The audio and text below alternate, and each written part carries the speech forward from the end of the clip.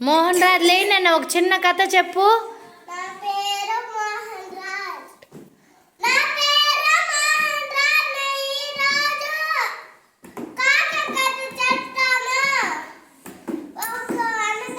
Puneeth